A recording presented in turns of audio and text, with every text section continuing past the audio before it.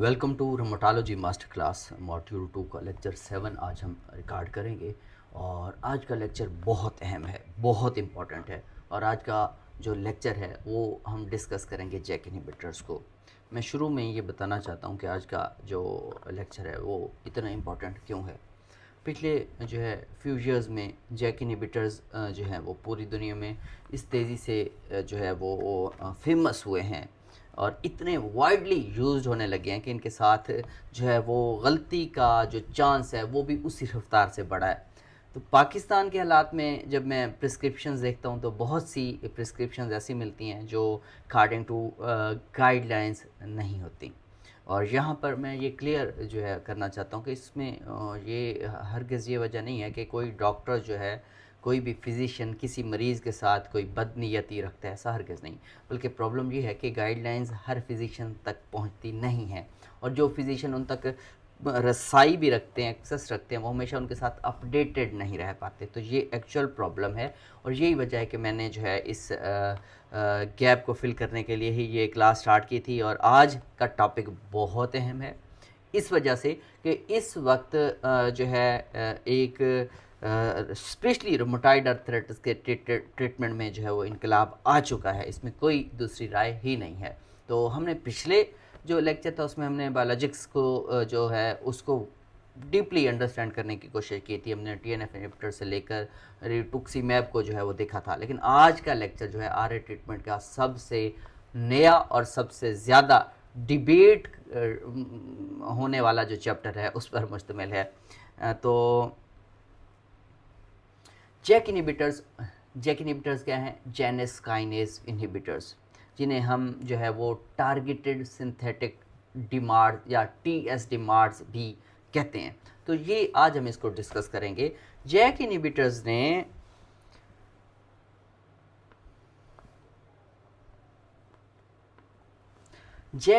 ने RA treatment में बिल्कुल रेवोल्यूशन लेकर आए हैं। ये इस पे कोई शक नहीं है। दोबारा कहता हूँ ये क्यों? क्योंकि एक तो ये ओरल ड्रग्स हैं जो कि आपके क्या करते हैं, इंट्रासेलुलर सिग्नलिंग को प्रीसाइजली टारगेट करती हैं और बायोलॉजिक्स के करीब इनकी एफिकेसी है। लेकिन सबक्यूटेनियस या आईवी के बजाय क्योंकि ये ओरल फॉर्म में है इसलिए ये और ज़्यादा जो है वो मशहूर भी हुई हैं, मकबूल भी हुई हैं और वाइडली यूज्ड भी इस वजह से हुई हैं। दूसरी एक और चीज़ क्या है, कॉस्ट भी है। बायोलॉजिक्स की और बायोसिमिलर की निस्बत भी जो है वो जैक इनहिबिटर सस्ते हैं।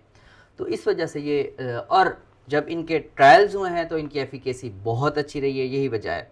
और मैं एक बात यहाँ पे एक और कर दूँ कि जब हमने देखा 2021 का जो सर्विलेंस ट्रायल है उसके रिजल्ट्स ने जैक इनहिबिटर्स की जो सेफ्टी प्रोफाइल थी उसके बारे में एक आप कह सकते हैं कि बहुत बड़ा तूफान खड़ा किया, जिसने पूरी दुनिया की प्रिस्क्राइबिंग हैबिट्स को तब्दील कर दिया। एफडीए और ईएमए ने वार्निंग्स दी और यूलार ने और एसीआर ने, यूलार ने भी और एसीआर दोनों ने गाइडलाइंस ने अपनी रिकमेंडेशंस को चेंज किया।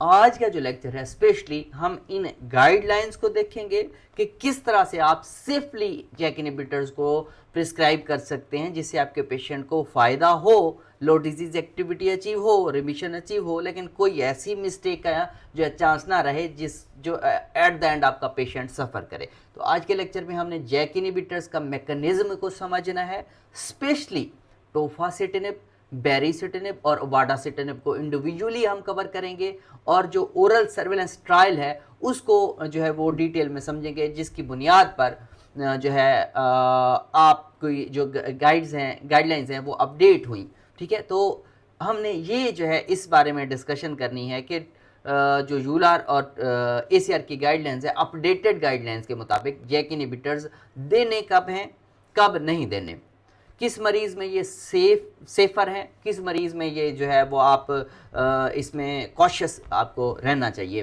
तो ये लेक्चर जो है बहुत इम्पॉर्टेंट इस वजह से भी है कि पाकिस्तान में, एशिया में, specially Pakistan, India, Bangladesh, even other countries में भी ये बहुत ज़्यादा वाइडली यूज़ हो रहे हैं और फिर जब ज़्यादा यूज़ होंगे तो गलती का इम्कान बढ़ जाता है।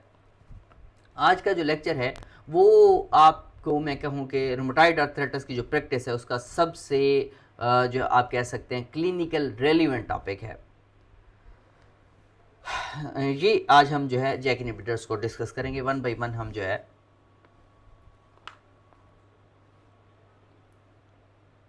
सबसे जो पहले हम इब्तदा करते हैं ना, हम स्टार्ट करेंगे जैक इनहिबिटर्स के जो जैक स्टेट पाथवे है उससे। इसका मैकेनिज्म मैं आपको समझाता हूँ। इस लेक्चर पूरे की जो बेस है वो जैक स्टेट पाथवे है। हमने अपने पुराने जो लेक्चर्स हैं उनमें ये कहा था, इसको थोड़ा बहुत हमने एक्सप्लेन किया था, लेकिन आज हमने इसको डिटेल के साथ समझना है कि जैक इनहिबिटर्स की जो हर क्लिनिकल डिसीजन है आपको वो खुद ब खुद अंदाज़ा होने लगेगा कि किस तरह से हमने देना है। आरए में बेसिकली साइटोकाइंस जो रुमेटॉइड आर्थराइटिस में इन्फ्लेमेशन ड्राइव करती हैं, इंटरलिकन 6 है, इंटरलिकन 12 है, इंटरलिकन 15 है, 23 है और IFN गैमा है। इसके अलावा कुछ और इंटरलिकन्स भी हैं, कुछ और इन्फ्लेमेटरी जो है मार्कर्स हैं। इनमें से अक्सर जो है अपना जो सिग्नल होता है वो सेल के अंदर जैक स्टेट पाथवे के ज़रिए पहुंचाते हैं। तो ओरिजिनल जो रोड है जिसके ज़रिए ये इंटरलिकन जो है वो सिग्नल देते हैं इन्फ्लेमेशन का, वो किसके ज़रिए जाता है? Jack state pathway. साइटोकाइन जब अपने रिसेप्टर से बाइंड करते हैं तो रिसेप्टर को इंट्रासेलुलर पोर्शन से जो है वो अटैच्ड जो जेनिस काइनेज यानी कि जैक एंजाइम है वो उसे क्या होता है, वो जैक एंजाइम है वो एक्टिवेट हो जाता है। फिर क्या होता है, जो जैक फिर स्टेट प्रोटीन्स हैं, यानी कि उसमें कौन सी आती है, सिग्नल ट्रांसड्यूसर और एक्टिवेटर ऑफ ट्रांसक्रिप्शन को क्या करता है, फास्फोरिलेट करता है जैक। जब ये फास्फोरिलेट करता है और यही फास्फोरिलेटेड स्टेट प्रोटीन्स हैं ये क्या होती हैं, डीमराइज होती हैं और न्यूक्लियस में जाकर ये क्या करती हैं, इन्फ्लेमेटरी जीन्स को फिर ये ट्रांसक्राइब करने लगती हैं। जीन्स ट्रांसक्राइब हो गई तो ये जीन्स क्या करती हैं, साइटोकाइंस को, केमोकाइंस को, ये एडिशन जो मॉलिक्यूल्स हैं और प्रोलिफरेशन जो सिग्नल्स हैं उनको इनकोड करते हैं। यानी इससे क्या मुराद है, यानी एक साइटोकाइन का जो सिग्नल है वो पूरी इन्फ्लेमेशन के जो कैस्केड है उसको एम्प्लीफाई कर देता है। ये चीज़ ज़रा समझने वाली है। ये पूरा प्रोसेस है जिसके ज़रिए एक इन्फ्लेमेटरी प्रोसेस जो है वो स्टार्ट होता है। यहाँ पर हम फिर आगे इनकी क्लासिफिकेशंस को डिस्कस करते हैं।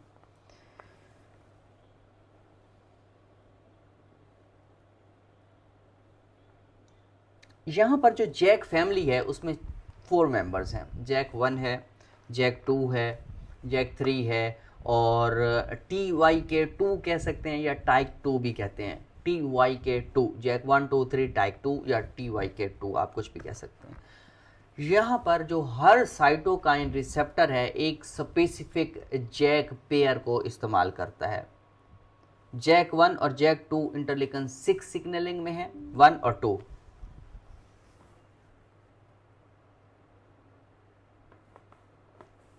जैक 1 और 2 जो है इंटरलिकन 6 सिग्नलिंग में जो है वो एक्टिव होते हैं। जैक 1 और जैक 3 इंटरलिकन 4, इंटरलिकन 7, इंटरलिकन 15 और जो गैमा सी जो है चेन साइटोकाइंस हैं उसमें जो है ये एक्टिवेट होते हैं। अब आ जाता है जैक 2, ये एरिथ्रोपोएटिन और थ्रोम्बोपोएटिन सिग्नलिंग में ये होता है। इसलिए जो जैक 2 की इनहिबिशन है उससे एनीमिया और थ्रोम्बोसाइटोपेनिया हो सकती है, जो कि आगे हम डिस्कस करेंगे। जैक 2 की इनहिबिशन जब होती है उससे क्या हो सकती है, एनीमिया या थ्रोम्बोसाइटोपेनिया हो सकती है। अब आ जाते हैं टाइप 2 या TYK2, वो इंटरलिकन 12, टाइप 2 जो है वो इंटरलिकन 12 और 23 सिग्नलिंग में है। टाइप 2 ये MCQ भी है एक क्वेश्चन। टाइप 2 जो है वो 12 और 23 जो है इस सिग्नलिंग में है। जैक इनहिबिटर्स इन जैक्स को क्या करते हैं, ब्लॉक करके एक साथ मल्टीपल साइटोकाइन पाथवेज को इंटरप्ट कर देते हैं। ये इनकी स्ट्रेंथ है जैक इनहिबिटर्स की, और इनके ब्रॉड साइडेड इफेक्ट्स की वजह भी यही है क्योंकि ये पूरा जो है साइटोकाइन पाथवेज ब्लॉक कर देते हैं। इसी वजह से क्या होता है, सेलेक्टिवली जो है हम कुछ जैक इनहिबिटर को सिलेक्ट करते हैं। ज़्यादातर जो है सेलेक्टिव जैक इनहिबिटर ज़्यादा टारगेटेड इफेक्ट देगा और कम ऑफ टारगेट्स जो है उसके होंगे। ये चीज़ आपने माइंड में रखनी है। वन बाई वन हम इनको डिस्कस करेंगे कि कौन सा जो है वो ड्रग कौन से जैक पाथवे को इनहिबिट करती है, उसका आप क्लिनिकल यूज़ किस तरह लेकर जाएंगे और उसके साइड इफ़ेक्ट क्या होंगे, कंट्राइंडिकेशंस क्या होंगी, सेफ्टी प्रोफाइल क्या होंगी, स्क्रीनिंग किस तरह से करनी है। सबसे पहले है जी सबसे फेमस जो कि सबसे पहले अप्रूव भी हुई वो है टोफासिटिनिब। FDA ने भी अप्रूव किया। टोफासिटिनिब रूमेटॉइड आर्थराइटिस में फर्स्ट अप्रूव्ड होने वाला जैक इनहिबिटर है जो कि 2012 में FDA ने अप्रूव कर दिया था, आज से पूरे 14 साल पहले। टोफासिटिनिब पे रिसर्च थी जेलजेंस के नाम से।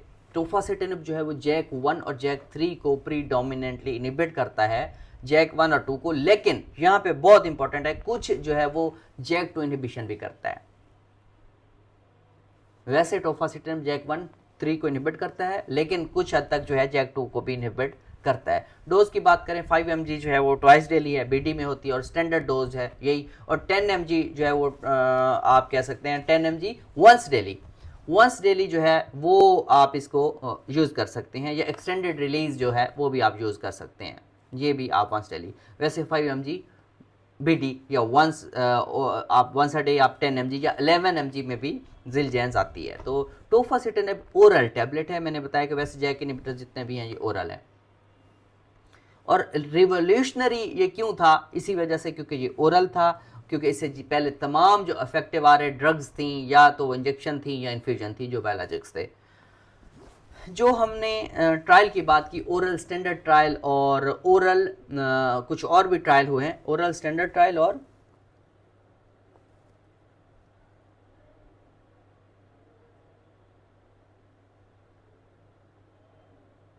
अच्छा कुछ ट्रायल्स हैं उनमें है ओरल स्टैंडर्ड ट्रायल है, ओरल सिंक ट्रायल है और ओरल सोलो ट्रायल है। इन्होंने टोफासिटिनिब की रूमेटॉइड आर्थराइटिस में एफिकेसी को प्रूव किया और ये एमटीएक्स के साथ कॉम्बिनेशन में टीएनएफ इनहिबिटर से कंपेरेबल रिजल्ट्स दे रहा था इन ट्रायल्स में। एक तो ओरल है, फिर एमटीएक्स के कॉम्बिनेशन, हमने टीएनएफ इनहिबिटर के साथ भी एमटीएक्स कॉम्बिनेशन डिस्कस किया था, यहाँ पे भी एमटीएक्स के कॉम्बिनेशन के साथ इसकी जो एफिकेसी थी वो कंपेरेबल थी टीएनएफ इनहिबिटर्स के मुकाबले में। फिर टोफासिटिनिब की जो बायो अवेलेबिलिटी है वो बहुत अच्छी है, हाफ लाइफ तकरीबन 3 आवर है, इसलिए ट्वाइस डेली डोजिंग जो है वो ज़रूरी है। और ये CYP3A4 हमने पहले भी डिस्कस किया था, ये उससे मेटाबोलाइज होती है और इसके ड्रग इंट्रैक्शंस बहुत अहम है क्योंकि ये CYP3A4 से जो है मेटाबोलाइज होती है। तो हमने जो है इस हवाले से आगे हम डिस्कशन में लेकर आएंगे। यहाँ पर टोफासिटिनिब की हमने शॉर्ट सा जो है वो इंट्रोडक्शन आपके साथ दे दिया। इसके बाद है जी बेरीसिटिनिब। बेरीसिटिनिब जैक 1 और जैक 2 का सेलेक्टिव इनहिबिटर है। जैक 3 को ये इनहिबिट करता है लेकिन रिलेटिवली जो है वो कम इनहिबिट करता है, और इसकी डोज वैसे 2 mg में भी अवेलेबल होता है, 4 mg में भी अवेलेबल होता है। डोज जो है 4 mg वंस डेली है इसकी। रूमेटॉइड आर्थराइटिस में 2016 में और EMA ने 2018 में, FDA ने भी जो है 2016 में EMA ने और 2018 में FDA ने अप्रूव किया था बेरीसिटिनिब को रूमेटॉइड आर्थराइटिस के ट्रीटमेंट में। दोबारा रिपीट कर देता हूं कि EMA ने पहले कर दिया था 2016 में और FDA ने 2018 में इसको अप्रूव कर दिया था। बीम ट्रायल हुआ जिसने कंपेयर किया था एडेली और टोफासिटिनिब को। बीम ट्रायल उसका नाम है।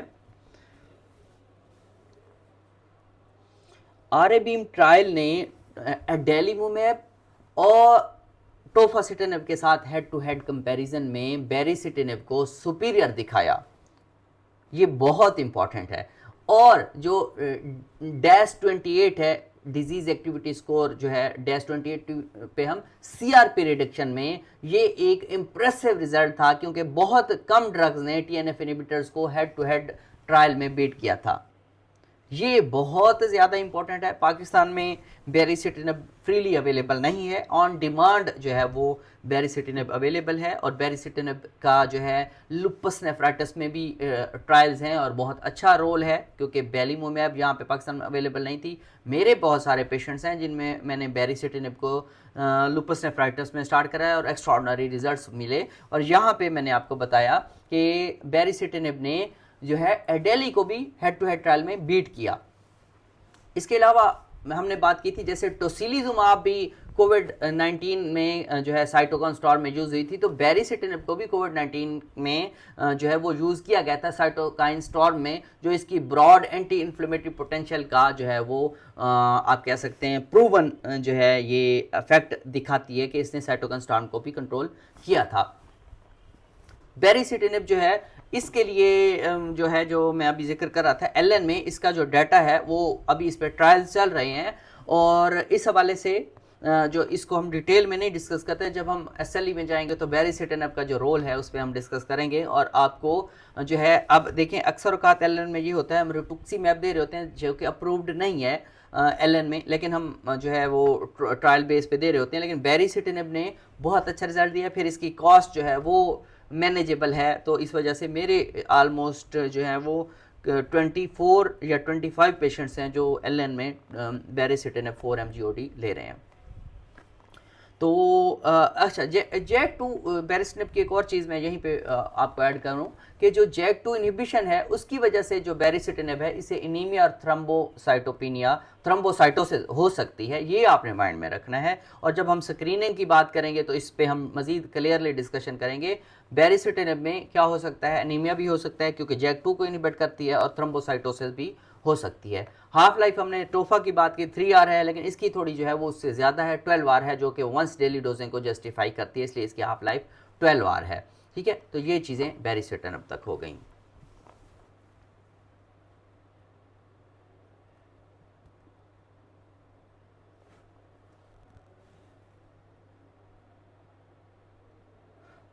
नेक्स्ट है उपाडासिटिनब। उपाडासिटिनब रूमेटॉइड आर्थराइटिस के जो जैक इनहिबिटर में सबसे ज़्यादा सेलेक्टिव है, क्योंकि इसकी सेफ्टी प्रोफाइल बेटर है। ये जो है प्रीडोमिनेंटली जैक 1 को इनहिबिट करता है और जैक 2 और जैक 3 को ज़्यादा इनहिबिट नहीं करता, मोस्टली ये जैक 1 को इनहिबिट करता है। इसकी डोज़ की बात करें तो ये 15 mg जो है वंस डेली से जो है वो स्टैंडर्ड डोज है, और 30 mg वंस डेली जो है वो भी अवेलेबल है, लेकिन हमारे पाकिस्तान में ये I think 15 mg once daily में अवेलेबल है। इस पे भी जो है वो ट्रायल्स हुए हैं। उपाडा पे हुआ है select compare trial. Select compare trial हुआ जिसने बताया कि जो उपाडासिटिनब है 15 mg, इसका भी ट्रायल एडेली के साथ हुआ है। इसने उपाडासिटिनब 15 mg को एडेलीमोमैब से सुपीरियर दिखाया।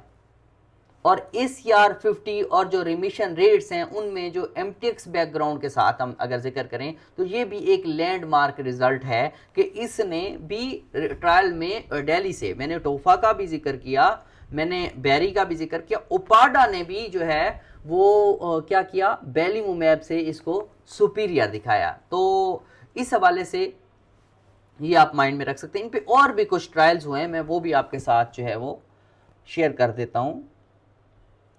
अच्छा, उपाडा पे एक और ट्रायल है select beyond trial. Select beyond trial ने भी जो बायोलॉजिकल डिमांड का जो फेलियर हुआ था उसके बाद अगर उपाडासिटिनब स्टार्ट कराएगा तो पेशेंट्स में बहुत ज़्यादा इंप्रूवमेंट आई। ये बड़ा इंपॉर्टेंट है। इवन बायोलॉजिक्स का भी फेलियर हो चुका था और उपाडा ने क्या किया, इसकी एफिकेसी इतनी थी कि इसने उन पेशेंट्स में भी रिस्पॉन्स दिखाया। तो इसको कब हुआ, हमने बैरी का बताया 18 में FDA ने किया था, लेकिन उपाडा को 2019 में FDA ने और EMA दोनों ने जो है 2019 में अप्रूव कर दिया। क्यों, इसमें जो है जो इसकी जो है मैं वैसे हम जो है जब हमारे पेशेंट्स जब हम प्रिस्क्राइब कर रहे होते हैं तो मैं टोफा की निस्बत उपाडा को ज़्यादा जो है वो प्रेफर करता हूँ। क्यों, क्योंकि इसके जो जैक 1 की सेलेक्टिविटी है वो थ्योरेटिकली इसके साइड इफ़ेक्ट्स कम रखती है, ख़ासतौर पर एनीमिया कम, क्योंकि ये जैक 2 जो है वो स्पेयर कर देती है। ठीक है, लेकिन क्लिनिकल रेलिवेंस जो है वो अभी इवॉल्विंग है और इस पर अभी मज़ीद जो है वो ट्रायल चल रहे हैं। ये चीज़ें आपके लिए जो है वो बहुत इंपॉर्टेंट है। हमने टोफा को डिस्कस किया, बैरी को डिस्कस किया और पाडा को डिस्कस किया।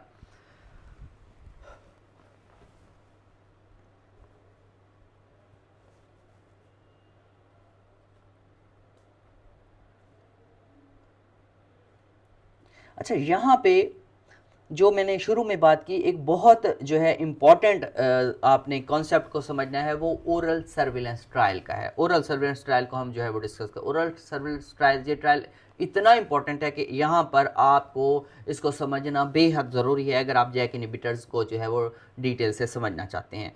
ओरल सर्विलेंस 2021 में इस ट्रायल के रिजल्ट्स ने जो है वो जो पूरी दुनिया के रोमेटोलॉजिस्ट थे उसको एक नई रियलिटी जो है उसका सामना करना पड़ा। ओरल सर्विलेंस ट्रायल थी क्या? बहुत फेमस थे जैक इनहिबिटर, फिर 2021 में oral surveillance trial. Basically oral surveillance trial जो था ये एक पोस्ट मार्केटिंग सेफ्टी ट्रायल थी जो कि एफडीए की रिक्वायरमेंट पर की गई थी। ओरल सर्विलेंस ट्रायल, इसमें जो है बहुत सारे पेशेंट्स पर जो है जो आरए के पेशेंट्स थे उसके पेशेंट्स को शामिल किया गया जो इस क्राइटेरिया पर थे। एग्जैक्ट फिगर भी मैं आपको बता दूं, 4,362 पेशेंट्स थे रोमेटॉइड आर्थराइटिस के जो इस क्राइटेरिया पर थे। उनकी एज जो है 50 ईयर या इससे भी ज़्यादा, और कम अज़ कम उनका जो है वो कार्डियोवैस्कुलर रिस्क फैक्टर, एक कम अज़ कम रिस्क फैक्टर मौजूद था। एज 50 से अबव थी, 4,362 पेशेंट थे, एज 50 से अबव थी और कार्डियोवैस्कुलर रिस्क फैक्टर एक मौजूद था। इन्हें 3 ग्रुप्स में रेंडमाइज किया गया इन पेशेंट्स को। Tofacitinib 5 mg twice daily, tofacitinib 10 mg twice daily, TNF inhibitor यानी इटेनरसेप्ट या एडेलीमोमैब जो है इसको जो है अभी साथ में एक ग्रुप को जो है वो शामिल किया गया, इसके साथ एमटीएक्स जो है वो बैकग्राउंड पर शामिल किया गया। टोफासिटिनेब और 5 mg once daily, 10 mg 5 mg twice daily, 10 mg twice daily, और इसके साथ टीएनएफ इनहिबिटर उसमें एटेनरसेप्ट या एडेलीमोमैब और बैकग्राउंड में एमटीएक्स को शामिल किया गया। फॉलो अप तकरीबन इसमें रखा गया था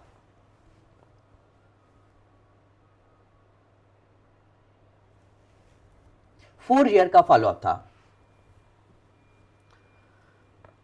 4 ईयर का फॉलोअप था। और रिजल्ट्स क्या है, रिजल्ट्स मैं आपके साथ शेयर करता हूँ। टोफासिटिनेब जब दी गई थी वो दोनों डोजेज जो थी 5 mg ट्वाइस डेली या 10 mg ट्वाइस डेली पर टीएनएफ इनहिबिटर्स के मुकाबले में जो major adverse cardiovascular risk events थे, मेजर एडवर्स कार्डियोवैस्कुलर रिस्क थे या कार्डियोवैस्कुलर इवेंट्स थे, उसका रिस्क जो था वो ज़्यादा था जो टीएनएफ के मुकाबले में टोफासिटिनेब दी गई थी। और जो मेजर कार्डियोवैस्कुलर इवेंट्स थे उसमें जो एमआई था, उसमें जो स्ट्रोक था, उसमें सीवी डेथ थी, वो चीज़ें शामिल थी। टोफासिटिनेब पर मैलिग्नेंसी का रिस्क भी टीएनएफ इनहिबिटर से ज़्यादा था, ख़ासतौर पर लंग कैंसर और लिम्फोमा का। ये 3 चीज़ें इंपॉर्टेंट हैं। एक तो कार्डियोवैस्कुलर रिस्क बढ़ा टोफासिटिनेब में, उसके अलावा आपका लंग कैंसर का और लिम्फोमा का चांस भी बढ़ा। इसके अलावा VTE यानी वेनस थ्रोम्बोएम्बोलिज्म या डीवीटी आप कह सकते हैं या पल्मोनरी एम्बोलिज्म, इसका जो रिस्क था ये भी टोफासिटिनेब 10 mg डोज के साथ ज़्यादा था, जो 10 mg ट्वाइस डेली थी। 5 mg के साथ ये नहीं था, लेकिन 5 mg के साथ जो है दूसरे इवेंट्स कार्डियोवैस्कुलर रिस्क, उसमें एमआई था या उसमें जो था और जो सीवीडी रिलेटेड रिस्क थे वो बढ़े। और पल्मोनरी कैंसर, लंग कैंसर का भी रिस्क जो है वो बढ़ा था। तो ये ओरल सर्विलेंस ट्रायल के रिजल्ट्स को समझने के लिए फिर जो है ये एक और बात भी ज़्यादा जो है वो आप माइंड में रखें, क्योंकि कंक्लूजन जो है यहीं से निकलेगा जो कि क्लिनिकल प्रैक्टिस को आपको ये गाइड करेगा कि या अननेसेसरली रिस्ट्रिक्ट करने से आपको बचाएगा कि आपने किस पेशेंट में कौन सी ड्रग की सिलेक्शन करनी है। ये मैंने ओरल सर्विलेंस ट्रायल का रिजल्ट्स आपके सामने इसलिए रखे हैं ताकि आपको अंदाज़ा हो सके कि टीएनएफ इनहिबिटर के साथ कंपैरिजन में इन जैक इनहिबिटर्स ने इवन एडेली को भी बीट किया। लेकिन जब ओरल सर्विलेंस ट्रायल हुआ और फिर साइड इफ़ेक्ट्स की बात हुई तो फिर सीवीडी जो है रिस्क रखने वाले पेशेंट्स में कार्डियोवैस्कुलर इवेंट्स थे वो भी बढ़ गए, मैलिग्नेंसी का चांस भी टीएनएफ इनहिबिटर की निस्बत ज़्यादा था, लिम्फोमा का चांस भी ज़्यादा था, और साथ में डीवीटी रिलेटेड जो इश्यूज थे वो भी ज़्यादा बढ़े। लेकिन यहाँ पे मैं एक और बात समझाता हूँ। पहली बात क्या है, ये ट्रायल हाई रिस्क पॉपुलेशन में था, यानी 50 साल से ज़्यादा उम्र और कार्डियोवैस्कुलर रिस्क फैक्टर एक मौजूद था। ये इसलिए समझा रहा हूँ कि इस डिस्कशन को सुनने के बाद सम टाइम फिजिशियन यही अपने दिमाग में बात बिठा देगा कि टोफासिटेनेब नहीं देनी। मैंने एक जो है किसी का कमेंट पढ़ा, एक डॉक्टर साहब थे, उन्होंने कहा कि ये उन्होंने वो किया, लोगों को वार्न किया। उन्होंने कहा जी ये जो जैक इनहिबिटर आपने कतई नहीं लेने, ये तो बहुत ख़तरनाक हैं। बिल्कुल हो सकते हैं, लेकिन जहां आपने वाइजली डील करना है पेशेंट्स को। रूटीन में जो कॉमन पॉपुलेशन, उस पॉपुलेशन में रिस्क इतने प्रोमिनेंट नहीं होते। ज़रूरी तो नहीं है कि हर पे आपने देनी ही उसी में है जिसकी एज भी 55 से अबव है और उसमें कार्डियोवैस्कुलर रिस्क भी मौजूद है। सारी पॉपुलेशन में तो नहीं है ना। तो ये चीज़ क्लियर करती है कि आपने ज़रा वाइजली सिलेक्शन करनी है, पहली बात। दूसरी बात क्या था, एब्सोल्यूट रिस्क डिफरेंस जो है वो बहुत कम था इसमें। जो मेजर इवेंट्स थे, कार्डियोवैस्कुलर इवेंट्स थे, उसमें टोफासिटेनेब पे जो थी, मैं आपको फिगर्स बता सकूं।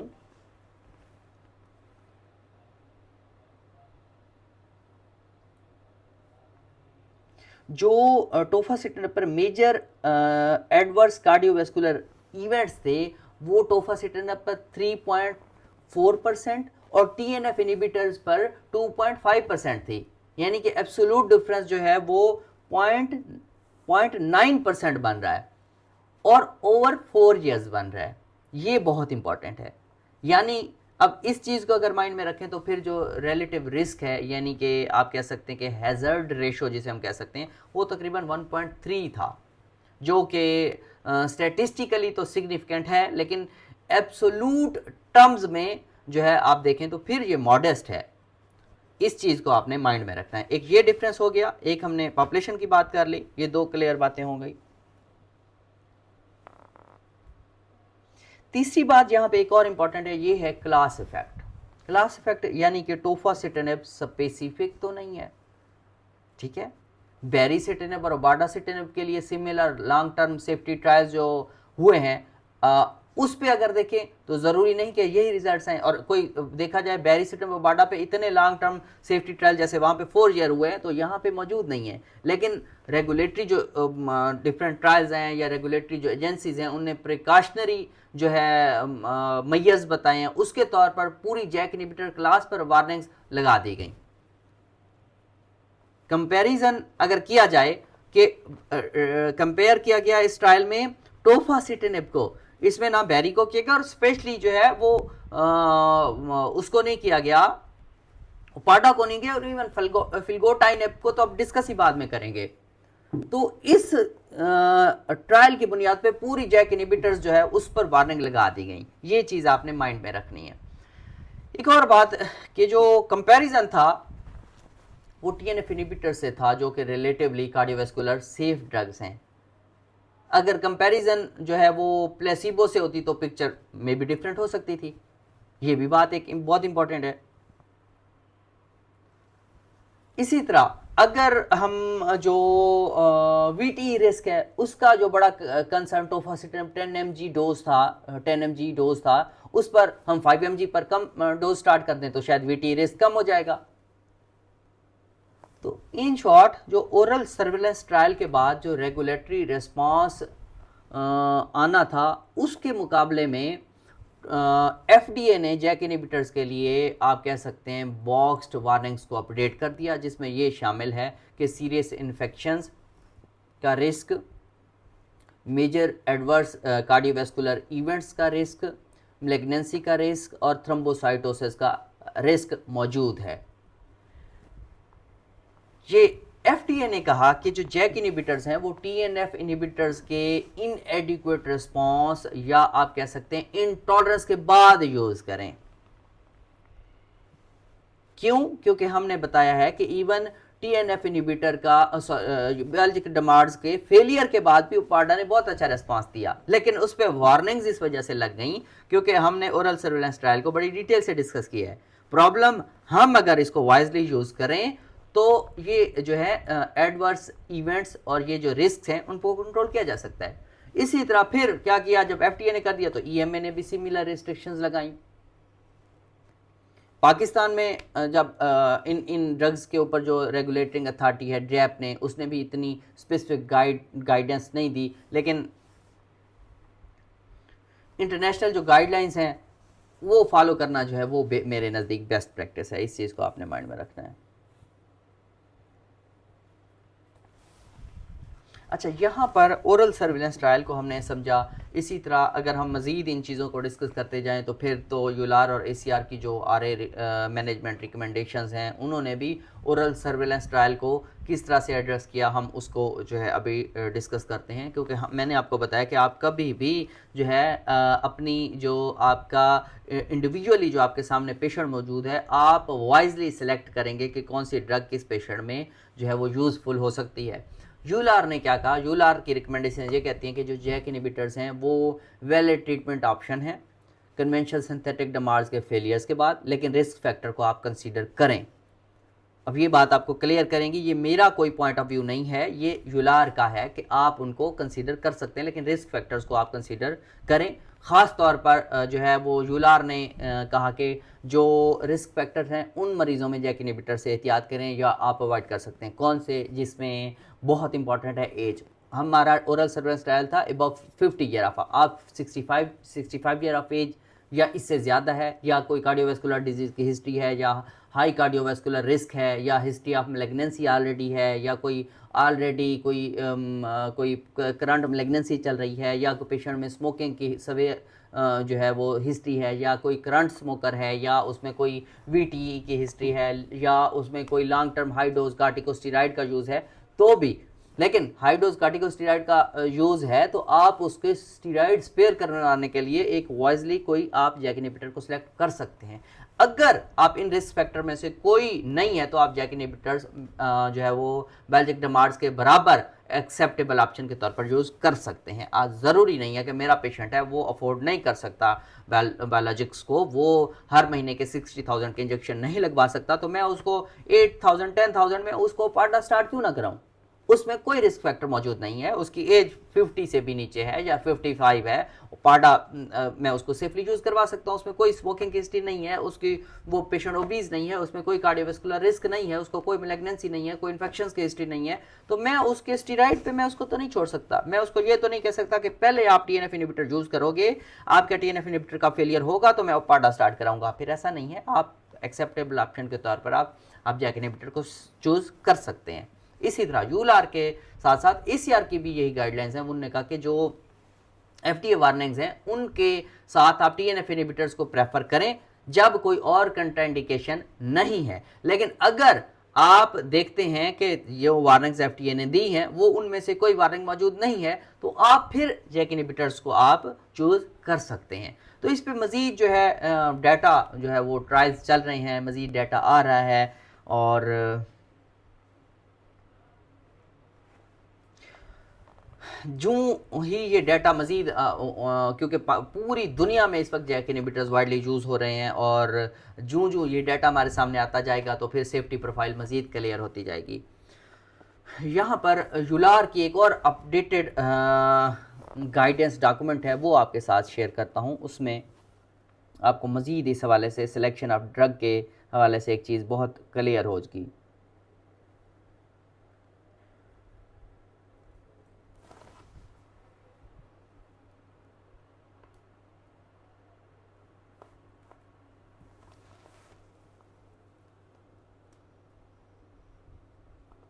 ट्वेंटी 2024 में जो है एक यूलार ने एक अपडेटेड गाइडेंस डॉक्यूमेंट रिलीज़ किया जिसमें कहा गया कि यंगर पेशेंट्स यानी 50 ईयर से कम हैं जिनमें कोई कार्डियोवैस्कुलर रिस्क फैक्टर नहीं है, उनमें जैक इनहिबिटर सेफ्टी प्रोफाइल जो है वो एक्सेप्टेबल है और उन्हें हाई रिस्क आप नहीं समझना चाहिए आपको।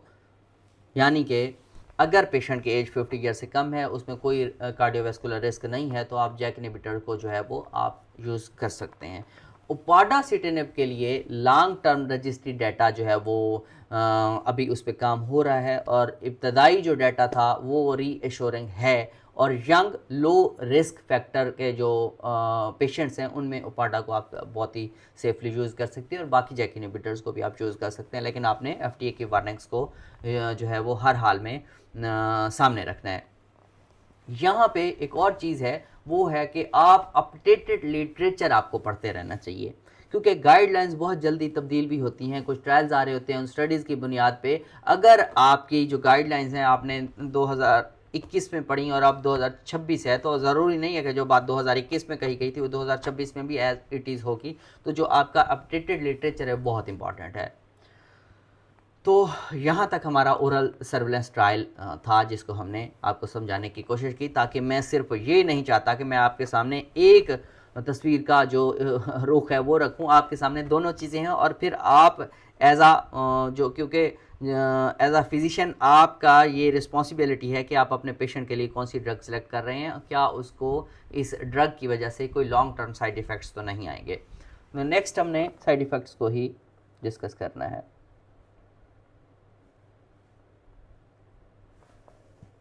जो क्लिनिकल ट्रायल्स हुए हैं तो उनके हवाले से जो जैक इनहिबिटर के साइड इफ़ेक्ट्स हैं उनको हम सिस्टमेटिकली उनको समझने की कोशिश करते हैं। सबसे बड़ा हमने टीएनएफ इनहिबिटर्स की सूरत में यानी बायोलॉजिक स्टमार्ड्स की सूरत में समझा था, वो है अब जैक इनहिबिटर की सूरत में वो है इन्फेक्शंस जैक इनहिबिटर का सबसे कॉमन कंसर्न है।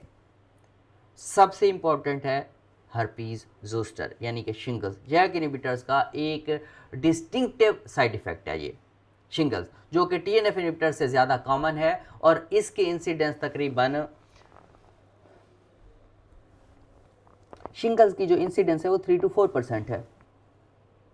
इसलिए जिस पेशेंट को आप जैक इनहिबिटर स्टार्ट करवा रहे हैं तो आपने उसको शिंगल्स की वैक्सीन देनी है, चाहे वो ये समझा जाता है कि फीमेल्स में देनी है, ऐसा हरगिज़ नहीं है। आपने मेल पेशेंट में भी रिकमेंड करनी है। शिनग्रिक्स के नेम से अवेलेबल है वैक्सीन, और इसकी टोटल 2 डोजेज लगती हैं। एक डोज लगेगी अनबुकिंग या जितना जल्दी पॉसिबल एक डोज लगेगी, और after 2 to 6 month, with in 2 to 6 month आप सेकेंड डोज लगवाएंगे, और टोटल 2 डोजें लगती हैं। मेल में भी लगती हैं, फीमेल भी लगती हैं, और इसका इंसिडेंस जो है शिंगल्स का 3 to 4% है, और टीएनएफ इनहिबिटर के मुकाबले में ज़्यादा है। इसलिए शिंगल्स सबसे कॉमन इन्फेक्शन, वैसे हमने कहा कि इन्फेक्शन सबसे कॉमन साइड इफेक्ट है, और इसमें भी शिंगल्स है, तो आप जो है वो शिंगल्स की वैक्सीन करवा सकते हैं। यहाँ पे क्योंकि होता क्या है, जो जैक पाथवे है वो इंटरफेरॉन सिग्नलिंग में रोल प्ले करता है, जो कि आप कह सकते हैं जो VZV है उसको लेटेंट रखता है। ये आपने एक माइंड में रखना है, किस लिए ये रीएक्टिवेशन होती है। जैक इनहिबिट होने की वजह से VZV जो है वो रीएक्टिवेट हो सकता है, और इस वजह से आपने जो है वो शिंगल्स की वैक्सीन पेशेंट्स में करवानी है। ये बहुत ज़्यादा इंपॉर्टेंट है।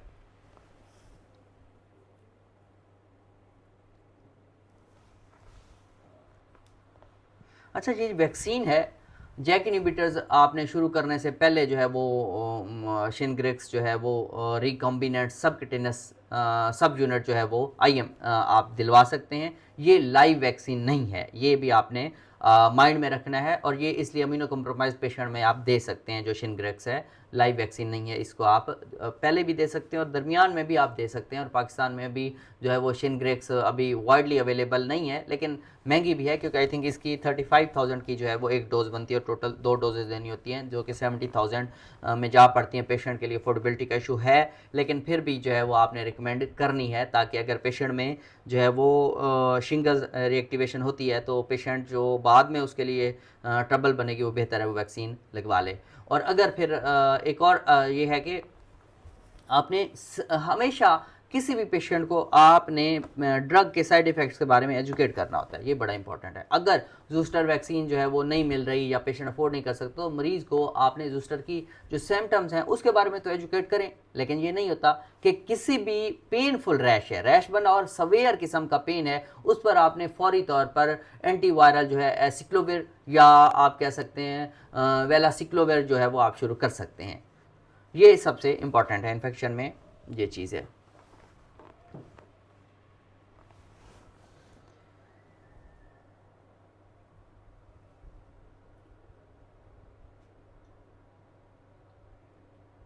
अच्छा, इसके बाद है जी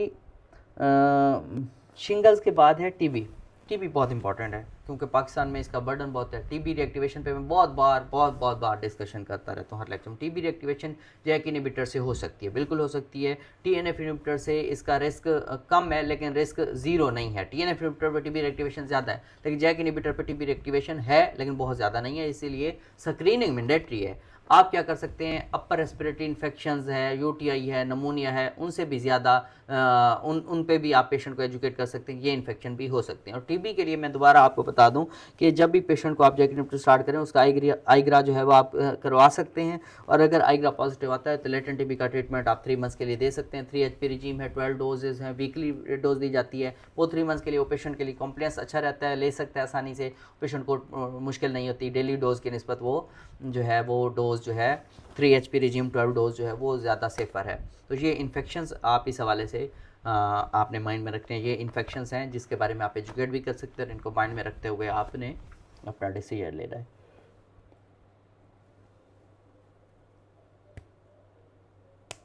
अच्छा, इसके बाद जो साइड इफ़ेक्ट है वो है हाइपरलिपिडीमिया, लिपिड एबनॉर्मेलिटीज़।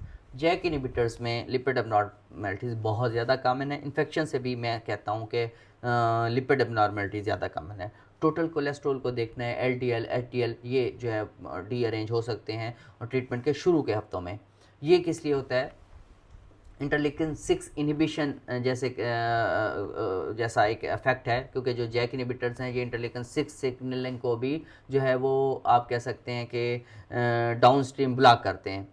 तो लेकिन यहाँ पे मैं आपको बता दूं कि एक लिपिड पैराडॉक्स का कंसेप्ट है जो हम आगे जाके वो करेंगे, उसमें जो है वो डिटेल आएगी। कोलेस्ट्रॉल बढ़ने के बावजूद नेट कार्डियोवैस्कुलर रिस्क जो है वो इमीडिएटली नहीं बढ़ता क्योंकि इन्फ्लेमेशन जो है वो कम होती है, क्योंकि जैक इनहिबिटर से इन्फ्लेमेशन कम होगी तो कार्डियोवैस्कुलर रिस्क जो है वो भी कम होगा। लेकिन हाइपरलिपिडीमिया एक्चुअली पेशेंट में एक प्रॉब्लम आती है कि जब आप उसको स्पेशली टोफासिटिनेब स्टार्ट करवा दिया है और वो आएगा नेक्स्ट विजिट पे और वो देखेगा कि मेरा पहले कोलेस्ट्रॉल था 158 अब आ चुका है 240, तो वो पेशेंट ज़रा जो है वो परेशान हो जाता है। लेकिन नेट कार्डियोवैस्कुलर रिस्क जो है वो इमीडिएटली नहीं बढ़ता। और आपने इस हवाले से ओरल सर्वेलेंस के बाद जो है वो कार्डियोवैस्कुलर इसकी मॉनिटरिंग है वो आप कर सकते हैं। और साथ में क्या करें, स्टेटिन थेरेपी जो है उस वो दे सकते हैं, जिससे स्टेटिन थेरेपी अगर आप देते हैं और स्ट्रिक्टली आप लिपिड प्रोफाइल को मॉनिटर करते हैं तो फिर आपके पेशेंट को जो है वो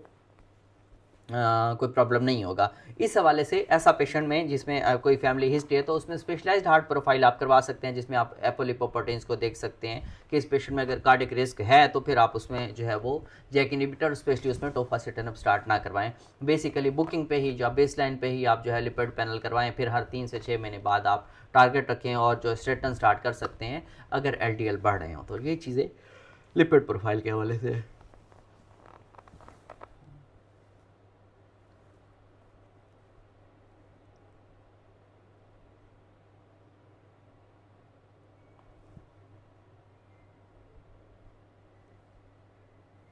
इसके बाद है जी अनीमिया। अनीमिया जैक इनहिबिटर से बिल्कुल हो सकती है, स्पेसिफिकली और स्पेशली जैक 2 इनहिबिटर्स जैसे कि बैरिसिटिनेब से, क्योंकि जो जैक 2 है वो मैंने ऊपर पहले भी कहा कि एरिथ्रोपोएटिन सिग्नलिंग में है, लेकिन ये जो है माइल्डर होती है और ट्रांजिएंट होती है।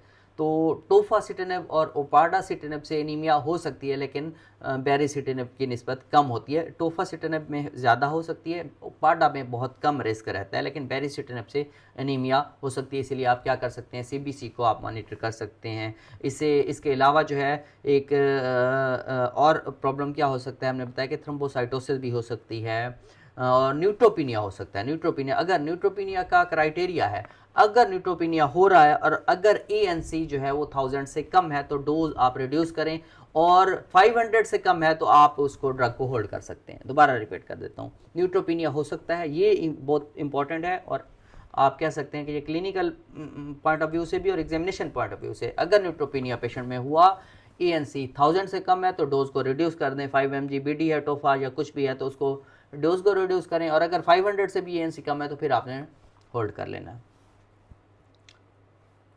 थ्रोम्बोसाइटोसिस होगी नेक्स्ट। थ्रोम्बोसाइटोसिस हम डिस्कस करते हैं। थ्रोम्बोसाइटोसिस जो है वो बेरिसेटिनब से, जैसे मैंने बताया एनीमिया भी एनीमिया भी बेरिसेटिनब से ज़्यादा चांस है, और थ्रोम्बोसाइटोसिस बेरिसेटिनब से हो सकती है। इस किस वजह से, जैक 2 इनहिबिशन की जो पैराडॉक्सिकल है उसकी वजह से।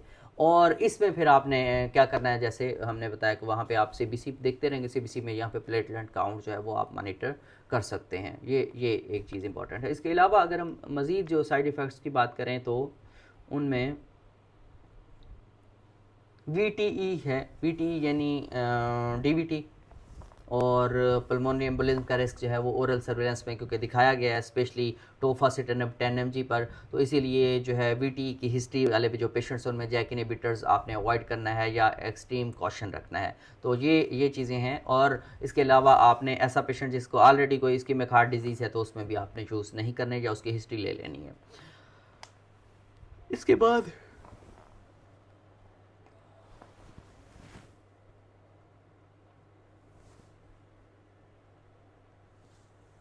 नेक्स्ट है हिपैटोटॉक्सिसिटी। हिपैटोटॉक्सिसिटी जैक इनहिबिटर से कोई बहुत कॉमन साइड इफेक्ट नहीं है, लेकिन हो सकती है।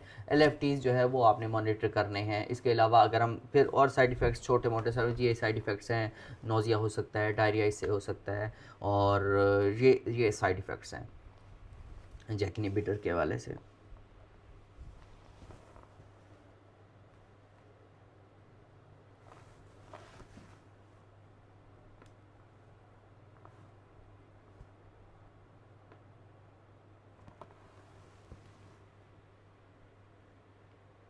अच्छा, क्लिनिकल ट्रायल्स में जो हुए हैं उनके हवाले से अगर हम बात करें तो जैक इनहिबिटर्स की कंट्राइंडिकेशंस, इन पे हम बात करते हैं किस किस कंडीशन में आपने जैक इनहिबिटर नहीं देना है। अगर एक्टिव सीरियस इन्फेक्शन है नहीं देना, एक्टिव टीबी है नहीं देना, अनट्रीटेड लेटेंट टीबी है फिर भी नहीं देना, टीबी को ट्रीट करें मैंने आपको अभी बताया, एब्सोल्यूट लिम्फोसाइट काउंट यानी कि 500 से कम है फिर भी नहीं देना, एब्सोल्यूट न्यूट्रोफिल काउंट है 1000 से कम है फिर भी नहीं देना, हीमोग्लोबिन अगर HB जो है वो 9 या 8 से कम है फिर भी नहीं देना, अगर सवेयर हिपैटिक इम्पेयरमेंट है फिर भी आपने नहीं देना, सवेयर रीनल इम्पेयरमेंट है तो टोफासिटेनेब के साथ जो है आपने स्पेशली आपने दिमाग में रखना है कि आपने टोफासिटेनेब नहीं देना क्योंकि ये रीनली क्लियर्ड होता है।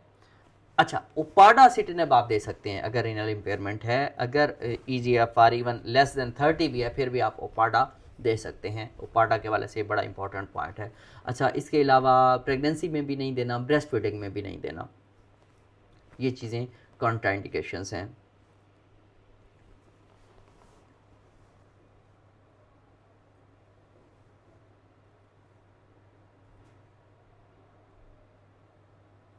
अच्छा, एक और बात जो है वो मैं मज़ीद ऐड करता हूँ, ओरल सर्विलेंस ट्रायल के जो उसके मुताबिक हाई रिस्क कैटेगरीज़ जो हैं वो कौन सी हैं, उसमें एज 65 से ज़्यादा है, कार्डियोवैस्कुलर रिस्क है या उसकी हिस्ट्री है, मैलिग्नेंसी है, या VTE की हिस्ट्री है, DVT की हिस्ट्री है, इनमें से कोई भी है तो जैक इनहिबिटर जो है वो आपने फर्स्ट चॉइस नहीं रखनी। ये चीज़ें आपने माइंड में रखनी है। तो जैक इनहिबिटर्स को आपने उन पेशेंट्स में नहीं देना जिसमें ये रिस्क फैक्टर्स मौजूद होते हैं। अब जैक इनहिबिटर्स का जो सबसे इम्पोर्टेंट पोर्शन है उसको हम आपके साथ शेयर करते हैं।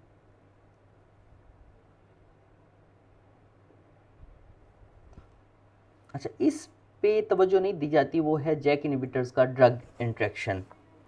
ड्रग इंट्रैक्शन में हम बात करते हैं, मैंने पहले कहा था कि अब हम डिटेल से बात करते हैं CYP3A4 की। स्पेशली टोफासिटेनेब जो है वो CYP3A4 का सबस्ट्रेट है, और जब हम क्या करते हैं CYP3A4 इनहिबिटर्स हैं उनमें कौन से हैं, फ्लूकोनाजोल है, कीटोकोनाजोल है, एंटीफंगल हैं, क्लेरिथ्रोमाइसिन है, ये क्या कर सकते हैं, टोफासिटेनेब का लेवल बढ़ा सकते हैं। इनहिबिटर्स CYP3A4 इनहिबिटर्स क्या करेंगे, टोफासिटेनेब का लेवल बढ़ा सकते हैं। उनमें कौन से एंटीफंगल, फ्लूकोनाजोल है, कीटोकोनाजोल है और क्लेरिथ्रोमाइसिन है। अच्छा, ये इनहिबिटर हो गए। अब आ जाते हैं इंड्यूसर, CYP3A4 जो इंड्यूसर्स हैं उनमें कौन सा है, रिफेम्पिसिन है, ये क्या करेगा, टोफासिटेनेब लेवल कम कर देता है। रिफेम्पिसिन टीबी ट्रीटमेंट में बहुत रेलिवेंट है, क्योंकि पाकिस्तान में टीबी का पेशेंट जो है वो सम टाइम टीबी का ट्रीटमेंट भी ले रहा है, आरएबी ट्रीट, और अगर लेटेंट टीबी आप ट्रीट कर रहे हैं, 1 मंथ आपने दे दिया है, माइंड में रखें कि अगर आपने 1 मंथ से टीबी लेटेंट टीबी ट्रीट किया और आपने दोबारा टोफासिटिनब स्टार्ट करवा दिया पेशेंट में, तो आपने माइंड में रखना है कि टोफासिटिनब जो है उसका लेवल रिफेम्पिसिन क्या कर देगी, कम कर देगी। तो इससे क्या होगा, आपके पेशेंट में इफेक्ट नहीं आ रहा होगा, पेशेंट कहेगा मैं ले भी रहा हूँ मेडिसिन फिर भी मुझे इंप्रूवमेंट नहीं है। तो आपने ड्रग चेंज नहीं करनी, आपने माइंड में रखना है। फिर आप अगर 5 mg OD दे रहे हैं तो आप 5 mg BD कर सकते हैं। ये चीज़ें टोफासिटिनब के हवाले से आपने माइंड में रखनी है।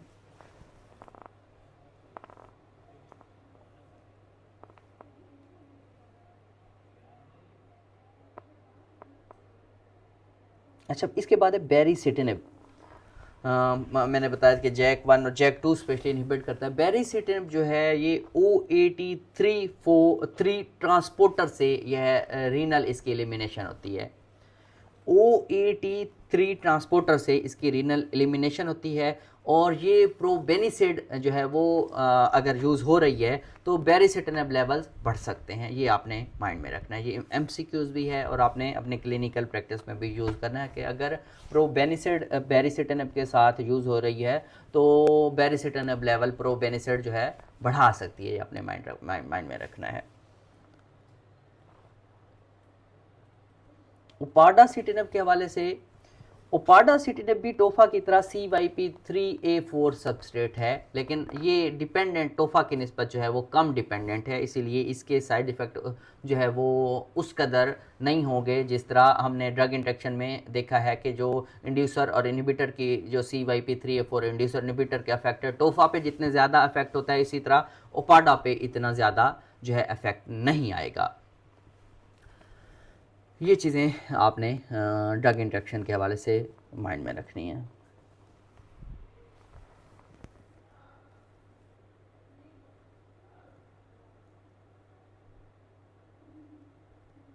अच्छा, इसमें एक बहुत इंपॉर्टेंट एक और चीज़ है, वो है रीनल इम्पेयरमेंट।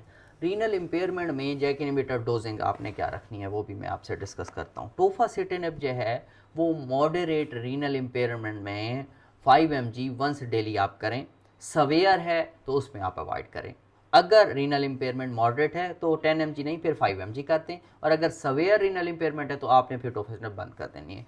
बेरीसिटिनिब जो है वो EGFR अगर 30 से 60 है उसमें 2 mg डेली दें, और EGFR 30 से कम है तो आप फिर आपने अवॉइड कर देना है। अगर 60 से अबव है तो आप 4 mg दे सकते हैं। बेरीसिटिनिब की सूरत में 60 से अबव है EGFR तो आप 4 mg दे सकते हैं, 60 से बिलो है 30 से 60 है तो 2 mg दे सकते हैं, और अगर 30 से कम है तो फिर आपने उसको दे देना है, अवॉइड करना है। और उपाडासिटिनिब के हवाले से ये जो है वो माइल्ड से मॉडरेट रीनल इम्पेयरमेंट में डोज एडजस्टमेंट इसकी नहीं है। सवेयर है कि अगर EGFR 30 से भी और 15 से भी बिलो हो चुका है तो फिर आप इसको जो है वो सवेयर किस्म का रीनल इम्पेयरमेंट, फिर आप जो है इसमें आपको मोहतात रहना ज़रूरी है। ये रीनल इम्पेयरमेंट के हवाले से आप माइंड में रखें।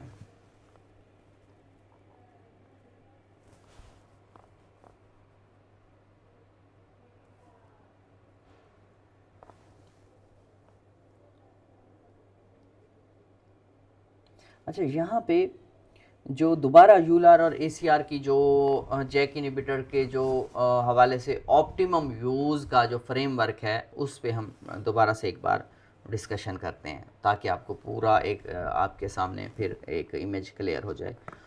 लो रिस्क पेशेंट में यानी 50 ईयर से कम है, कोई भी CV रिस्क फैक्टर नहीं है, कोई मेलिग्नेंसी की हिस्ट्री नहीं है, कोई VTE की हिस्ट्री नहीं है, नॉन स्मोकर है, जैक इनहिबिटर्स आप बेल्जिकटमार्ड के बराबर वैलिड ऑप्शन के तौर पर यूज़ कर सकते हैं, और in case of conventional synthetic DMARD का फेलियर है तो आप उसको फौरी तौर पर टारगेटेड सिंथेटिक डिमार्ड यानी कि जैक इनहिबिटर को यूज़ कर सकते हैं। अगर पेशेंट बायोलॉजिक डिमार्ड पे नहीं जाना चाहता, उसको कोई नीडल फोबिया है या वो अफोर्ड नहीं कर सकता तो आप जा सकते हैं। ये एक फ्रेमवर्क आपने माइंड में रखना है। ओरल सर्वेलेंस ट्रायल मैंने आपको क्लियर किया, लेकिन फाइनल ये है कि यूलार की रिकमेंडेशंस हैं कि आप उसमें कोई रिस्क फैक्टर नहीं है तो आप दे सकते हैं। लेकिन हाई रिस्क पेशेंट है, कौन सा है, 65 ईयर से एज ज़्यादा है, CVD डिजीज़ है या मेलिग्नेंसी है या VTE की हिस्ट्री है या बायोलॉजिक डिमांड जो है वो पेशेंट अफोर्ड कर सकते हो तो फिर आप बायोलॉजिक डिमांड प्रेफर करें, और जैक इनहिबिटर से आप यहाँ पे अवॉइड कर सकते हैं। ये एक बिल्कुल दूसरी क्लास हो गई, एक बहुत हाई रिस्क क्लास हो गई। इंटरमीडिएट रिस्क पेशेंट है, फ़र्ज़ करें उसकी एज है 50 से 65 के मिड में है, 55 है, 58 है, 60 है। अगर उसमें एक या दो रिस्क फैक्टर भी मौजूद हैं तो फिर आपने क्या करना है, शेयर्ड डिसीजन मेकिंग करना है। यानी कि मरीज़ को रिस्क और बेनिफिट्स दोनों बताएं, और अगर बायोलॉजिक प्रेफर नहीं कर पाता पेशेंट या एक्सेस उसकी नहीं है तो जैक इनहिबिटर कॉशियसली आप दे सकते हैं। दोबारा बता दूं, अगर एक पेशेंट है मिड में 50 और 65 एज के दरमियान का पेशेंट है, रिस्क फैक्टर एक या दो रिस्क फैक्टर मौजूद हैं, शेयर डिसीजन करें, उसे बताएं ये रिस्क है, ये बेनिफिट है, आप बताएं आप क्या इसको चूज़ करना चाहेंगे। अगर पेशेंट उसके तमाम उसको इन्फॉर्मेशन और एजुकेट करने के बाद भी लेंगे तो आप उसको दे सकते हैं, लेकिन सर्विलेंस बहुत अच्छा होना चाहिए, स्ट्रिक्ट मॉनिटरिंग करेंगे। आप स्टेटन यूज़ भी कर सकते हैं साथ में। अगर पेशेंट में कोई है पहले से किसी आपको कोई भी प्रॉब्लम नज़र नहीं आ रहा उसके लिपिड प्रोफाइल बिल्कुल, फिर भी आप उसमें स्टेटन यूज़ कर सकते हैं। तो ये चीज़ें जो है ना, ये आप इसको कह सकते हैं कि practical advantages of JAK inhibitors हैं जो इनको क्लिनिकली जो है वो अट्रैक्टिव बनाते हैं। क्यों? क्योंकि ये बहुत सारे बायोलॉजिक टमार्स की निस्बत में बहुत ज़्यादा सस्ते हैं, फिर इनकी जो है एडमिनिस्ट्रेशन जो है वो भी ओरल है, सबसे बड़ा एडवांटेज है। तो इस चीज़ को पेशेंट ज़्यादा प्रेफर करता है, तो आप उसको बता दें। अगर पेशेंट उस पर विलिंग है तो आप शुरू कराएं, लेकिन आप उस पेशेंट में बहुत अच्छी मॉनिटरिंग रखेंगे। आप उसके फर्स्ट मंथ में एक बार लिपिड प्रोफाइल कराएंगे, फिर एवरी 3 मंथ लाजमी करवाएं, 6 मंथ पे भी ना जाएं अगर कोई उसको एक या दो रिस्क फैक्टर है, और स्टेटन आप उसके साथ प्रोफिलेक्टिकली यूज़ करते रहें, तो इसमें कोई प्रॉब्लम वाली बात नहीं है। ये बात आपने माइंड में रखनी है।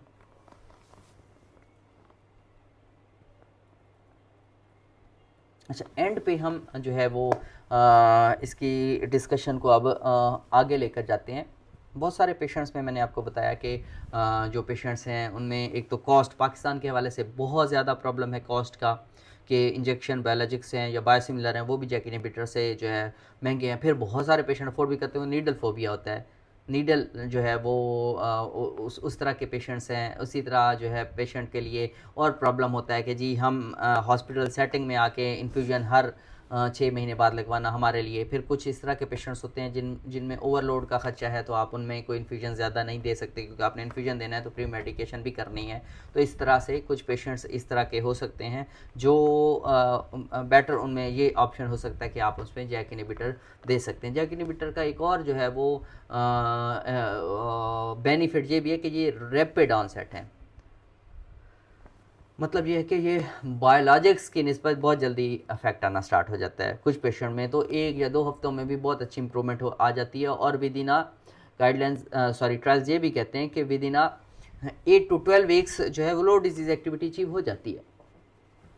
तो इस हवाले से ये एक और चीज़ अभी मैं आपसे डिस्कस करूं कि ये जो है जो बायोलॉजिक्स के हवाले से हमने पिछले लेक्चर में कहा था कि जो है एंटी ड्रग एंटीबॉडीज़ बन जाती हैं। तो जैक इनहिबिटर क्योंकि स्मॉल मालिक्यूल्स हैं, इसलिए इनकी सूरत में एंटी ड्रग एंटीबॉडीज़ नहीं बनती, जो कि बायोलॉजिक्स का प्रॉब्लम है। तो इस हवाले से भी इन्होंने बीट किया था, हमने जो डिस्कस किया है ऊपर वाले ट्रायल में, कि ये बायोलॉजिक्स के फेलियर की सूरत में भी जैक इनहिबिटर्स ने बहुत अच्छा रिस्पांस दिया। और इसकी हाफ लाइफ शॉर्ट है, टोफासिट्रम की हाफ लाइफ तो 3 आवर है, इसलिए जो है वो इन्फेक्शन होने पर आप फौरी तौर पर बंद कर सकते हैं और ड्रग जो है वो फौरी तौर पर क्लियर हो जाती है। बायोलॉजिक्स की हाफ लाइफ कई कई हफ्ते होती है और बंद करने पर भी इफेक्ट जारी रहता है, इसलिए इस हवाले से भी एक इनका ये बेनिफिट है।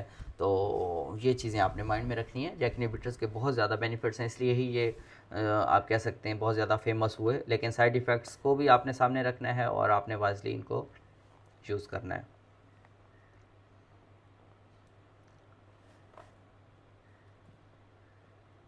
अच्छा, जिस तरह से गाइडलाइंस हैं बी डमार्स के हवाले से, जैक इनहिबिटर्स की सर्जरी के हवाले से भी जो है वो मैं कुछ आपसे बातें डिस्कस करता हूँ। सर्जरी के बारे में, जैक इनहिबिटर्स को आपने इलेक्टिव सर्जरी से कम से कम 3 दिन पहले आप बंद कर दें, क्योंकि इन्फेक्शन रिस्क बढ़ सकता है इलेक्टिव सर्जरी।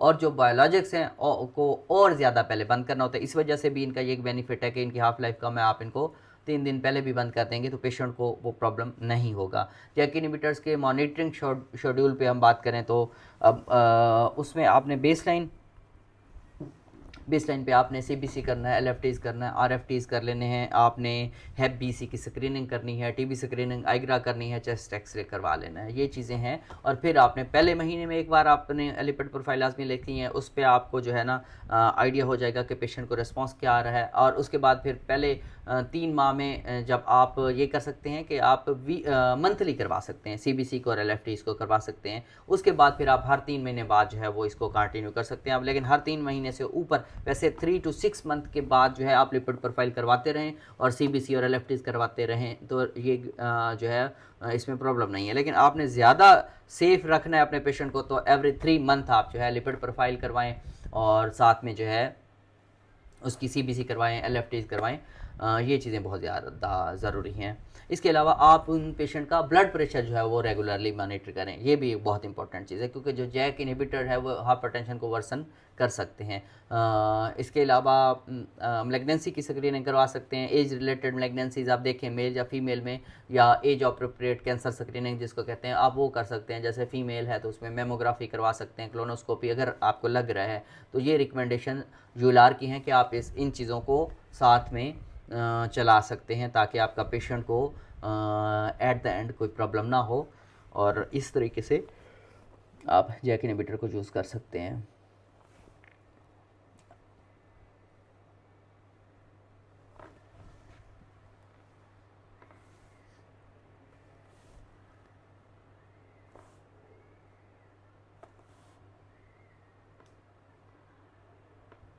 अच्छा, अब हमारे लेक्चर के तकरीबन एंड है, हम एक केस को देखते हैं। केस हमने किस तरह से हमने लेके जाना है। एक फ़ीमेल है, 42 ईयर एज है और सीरो पॉजिटिव रूमेटॉइड आर्थराइटिस है 3 ईयर से। क्या ले रही है? कन्वेंशनल सिंथेटिक टमार्स में MTX ले रही है, 20 mg ले रही है, HCQ ले रही है, 400 ले रही है, और लास्ट 6 मंथ से जो है वो उसका जो -28 है वो 5.5 5.6 मतलब 5 है, हाई डिजीज एक्टिविटी है। इंजेक्शन से फोबिया है, नीडल फोबिया है, और वो किसी भी इंजेक्टेबल ड्रग लेने से वो जो है उसके लिए वो विलिंग नहीं है। पेशेंट की आप लैब्स देखते हैं, लेफ्ट इज नॉर्मल है, RFT नॉर्मल है, CBC नॉर्मल है, लिपिड प्रोफाइल नॉर्मल, BP 120/80 है, आइग्रा कराया नेगेटिव है, उसकी हेप BC की स्क्रीनिंग कराई आपने तो वो भी जो है नेगेटिव है। इस सूरत में अब आप जो है FDA के हाई रिस्क फैक्टर्स को सामने रखें और रिकमेंडेशन को देखते हैं। एज 42 है, यंग पेशेंट है, लेस देन 50 है, नॉन स्मोकर है, कोई कार्डियोवास्कुलर डिजीज़ की हिस्ट्री नहीं है, कोई मैलिग्नेंसी नहीं है, कोई VET की हिस्ट्री नहीं है। इस पेशेंट में यूलार की रिकमेंडेशंस क्या कहेंगी?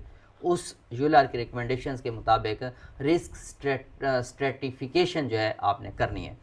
एज 42, लो रिस्क कैटेगरी है, और कन्वेंशनल सिंथेटिक डिमांड का फेलियर हो चुका है, एस्केलेशन की ज़रूरत है, तो बायोलॉजिक प्रेफर कर सकते हैं। लेकिन पेशेंट जो है वो इंजेक्शन फोबिया है, तो इस सूरत में जो है वो आप कोई भी ऐसा बायोलॉजिक नहीं है, बी डिमांड नहीं है जो आप ओरल दे सकें। तो इस लो रिस्क पेशेंट में आप जैक इनहिबिटर्स एक रीज़नेबल चॉइस के तौर पर सिलेक्ट कर सकते हैं। ये आपको क्लियर हो गया। आप इसमें क्या कर सकते हैं? पाडा को सिलेक्ट कर लें 15 mg वंस डेली, या आप इसमें टोफा को सिलेक्ट कर सकते हैं क्योंकि वो एज 42 है, कोई रिस्क फैक्टर नहीं है, 5 mg ट्वाइस डेली कर सकते हैं। ठीक है, आप इस सूरत में, मैं चाहूँगा कि आप इस सूरत में वैसे टोफा वहाँ करें जहाँ बिल्कुल यंग पेशेंट है, और वो उपाडा थोड़ा सा टोफा की निस्बत कॉस्टली है, पाडा सेफ जो है, लेकिन उपाडा आप इस पेशेंट में प्रेफर करें या ओवरऑल प्रेफर करें। जब पेशेंट नहीं भर सकता फिर टोफा की तरफ जाएं। टोफा सिटेनब जो है वो उपाडा की निस्बत जो है वो सस्ती है। लेकिन अब फ़र्ज़ करें हमने उपाडा यहाँ पे प्रेफर किया, क्यों? क्योंकि एक तो BD डोज नहीं है, OD डोज है, वंस डेली है, और जैक 1 सेलेक्टिव है। साथ में आप MTX को कंटिन्यू करें। लेकिन आप क्या करेंगे? अब यहाँ पे वैक्सीनेशन बहुत ज़्यादा ज़रूरी है। शिनग्रिक्स वैक्सीन अगर अवेलेबल है तो फर्स्ट टाइम दे दें, और अगर नहीं तो पेशेंट को जो है वो जूस्टर के बारे में आप एजुकेट कर दें। मैंने बताया सवेयर पेन होगा, रैश होगा। लिपिड प्रोफाइल आप हर 4 हफ्तों बाद एक बार लिपिड प्रोफाइल करें, फिर 3 महीने में डिजीज़ एक्टिविटी रीअसेस करते जाएं। पेशेंट आपको with in 3 months low disease activity पे चला जाएगा, और I think so with in 6 month patient remission में होगा, और विदाउट स्टीराइड। बहुत सारे पेशेंट हैं जो हमारे पेशेंट होते हैं, और अगर हम कहीं डिस्कस करें या हम बताएं कि मेरे पेशेंट बेशुमार पेशेंट्स हैं जो रिमिशन अचीव कर चुके हैं, जो स्टीराइड नहीं लेते, जो अननेसेसरी पेन किलर्स नहीं ले रहे, एनसेड्स उनके छूट गए हैं, जस्ट वो एज़ पर नीड लेते हैं, या वो जस्ट पैरास्टामोल पे जो है वो चल रहे हैं, तो लोग कहते हैं झूठ बोल रहे हैं आप, तो जो है व्यूज़ ले रहे हैं, इस तरह से कुछ होता है। और अगर पेशेंट खुद बताए तो वो कहेंगे ये डॉक्टर ने सिखाया हुआ है इसे। तो ये चीज़ें बहुत इंपॉर्टेंट है, लेकिन आपने वॉइसली डील करना है। ये हमने एक बहुत ही तरीके से इस केस को डिस्कस किया।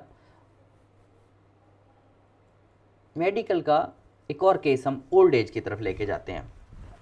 ओल्ड एज का एक केस देखते हैं।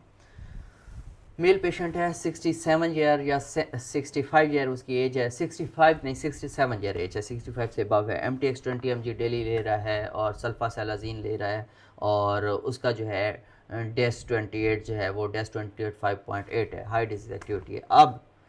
अब यहाँ पे फिर हम रिस्क फैक्टर्स की तरफ आएंगे। एज 67 है, 65 से भी अबव है, हाइपरटेंशन भी है, उसको जो है आप कह सकते हैं लास्ट एज या से कोलान का कैंसर है जो कि क्यूरेटिव सर्जरी से ट्रीट हो चुका है और रिमिशन में है, वो उसका कैंसर इस वक्त कोई उसको प्रॉब्लम नहीं। इस पेशेंट में रिस्क फैक्टर्स क्या है आप काउंट करते जाएँ।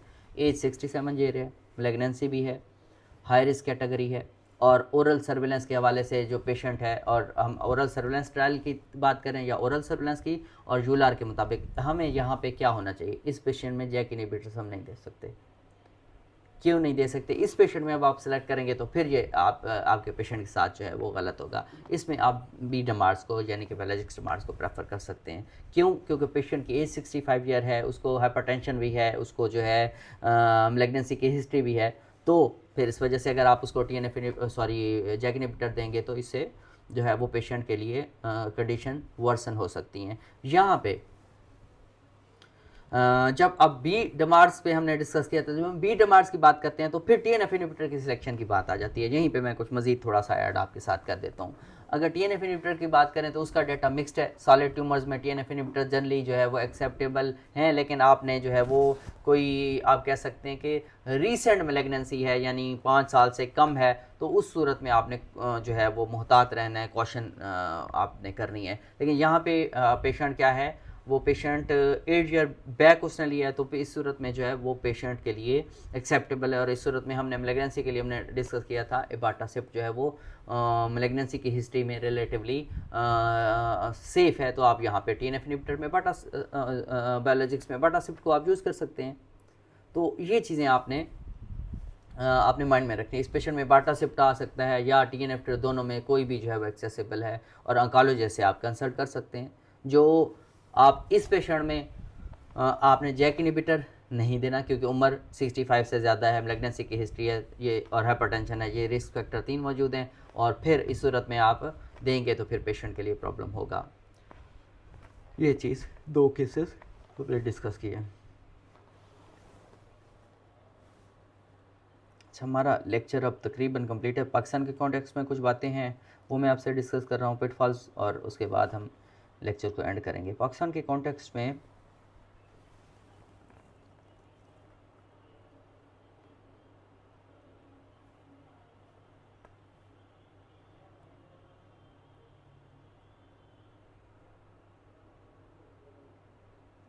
कंपेरेटिव एफिकेसी और safety of Jannes kinase inhibitors जो है ना उनको देखें, या हम यहाँ पे ओवरऑल मैं आपको पाकिस्तान के कॉन्टेक्स्ट में जैक इनहिबिटर्स के बारे में कुछ स्पेसिफिक जो है वो बातें बताऊँगा जो कि बहुत रेलिवेंट होंगी।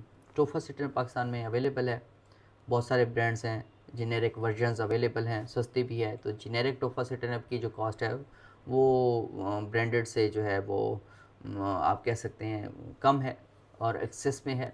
बैरिसिटिन भी जो है मैंने बताया कि ऑन डिमांड अवेलेबल है। पाटासिटिन भी पाकिस्तान में जो है वो अवेलेबल है।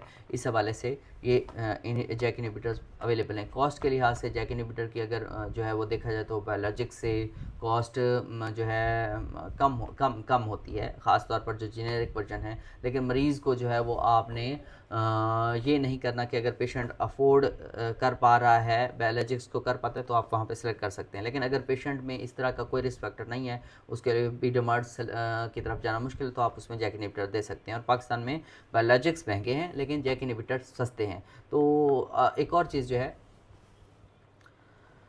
ट्रिपल कन्वेंशन सिंथेटिक डमार्ड या बायोलॉजिक की कास्ट जो है उससे कंपेयर करके आपने डिसाइड करना है कि अगर पेशेंट है वो उसको टोटल कास्ट जो है वो कितनी पड़ रही है जैक इनहिबिटर्स की, और उधर से अगर आपको लगता है कि पेशेंट को जो बीटामार्ट है उससे नियर कॉस्ट में जा पड़ते हैं तो आप बीटामार्ट को सिलेक्ट कर सकते हैं। लेकिन पाकिस्तान के सिनेरियो में ऐसा नहीं है कि कोई भी जो है वो इवन बायोसिमिलर भी ऐसा नहीं है। बायोसिमिलर भी जितने हैं तो वो भी पाकिस्तान में 40 अबव जा कास्ट पड़ती है, 40, 45, 50 तक। लेकिन जो जैक इनहिबिटर वो मैक्सिमम जो है 10,000 12,000 में पर मंथ डोज जा बनती है। तो इसलिए आपने ये करना है, कॉस्ट को सबसे पहले रखना है। इसके बाद इन्फेक्शंस की पाकिस्तान के कॉन्टेक्स्ट में हर्पीज़ ज़ोस्टर पाकिस्तान में है अंडर रिपोर्टेड है, लेकिन रिमोटोलॉजी पेशेंट्स में ये एक बहुत बड़ा रिस्क है जैक इनहिबिटर्स के हवाले से, क्योंकि मरीज़ों को आपने एजुकेट करना है या शिनग्रिक्स वैक्सीन देनी है, और आपने ये अवेयरनेस बहुत ज़्यादा ज़रूरी है, क्योंकि जैक इनहिबिटर्स लेते हुए पेशेंट को शिंगल्स हो जाता है तो वो सवियर किस्म का उसको पेन होता है और ट्रबल होती है, पेशेंट एट द एंड सफ़र करता है। ये चीज़ें आपने माइंड में रखनी है। पाकिस्तान के कॉन्टेक्स्ट में एक और चीज़ मैं बता दूं, जैक इनहिबिटर की क्लास के अंदर फ़र्क किस तरह करना है और आपने इसको प्रेफर कैसे करना है, कि अब 3 हमने डिस्कस किए, टोफासिटिनेब, बेरिसिटिनेब और पाडासिटिनेब। वन बाई वन मैं आपको बताऊंगा कि आपने डाटा सामने रखना है, गाइडलाइन सामने रखनी है, और किस तरह से आपने ड्रग की सिलेक्शन करनी है। टोफासिटिनेब जो है वो सबसे ज़्यादा इसका अवेलेबल डाटा है और सबसे ज़्यादा सस्ता है। जेनेरिक जो फॉर्म है वो सस्ती है, लेकिन अगर ट्वाइस डेली डोजिंग है या वीटीआई कंसर्न है तो उस सूरत में आपने ज़रा मुहतात रहना है। बेरिसिटिनेब जो है, दोबारा रिपीट कर दूँ, टोफासिटिनेब के हवाले से सस्ता पड़ेगा, लेकिन आपने देखना है कि अगर वीटी कंसर्न है तो आपने इस टोफासिटिनेब को सिलेक्ट नहीं करना। सस्ता है लेकिन जो है इसके सीवीडी रिस्क ज़्यादा है, लिपिडीमिया का रिस्क भी ज़्यादा है, तो आपने फिर ट्वाइस डेली डोजिंग भी इसका एक जो है वो आप कह सकते हैं ड्रॉबैक है कि आपको ट्वाइस डेली लेना पड़ता है। तो इस वजह से अगर ये कंसर्न है तो आप उसको टोफासिटिनेब को सिलेक्ट ना करें। इसके अलावा बेरिसिटिनेब जो है, बेरिसिटिनेब के बारे में हमने बात की। बेरिसिटिनेब वैसे वंस डेली है और कोविड-19 में भी ये प्रूवन है, लेकिन एनीमिया और थ्रोम्बोसाइटोसिस का इसका रिस्क है जैक2 इनहिबिशन की वजह से। इसीलिए आप इस चीज़ को माइंड में रखें कि अगर पेशेंट है उसमें ऑलरेडी इसकी एचबी 9 या 10 है तो आप उसमें बेरिसिटिनेब को यूज़ ना करें।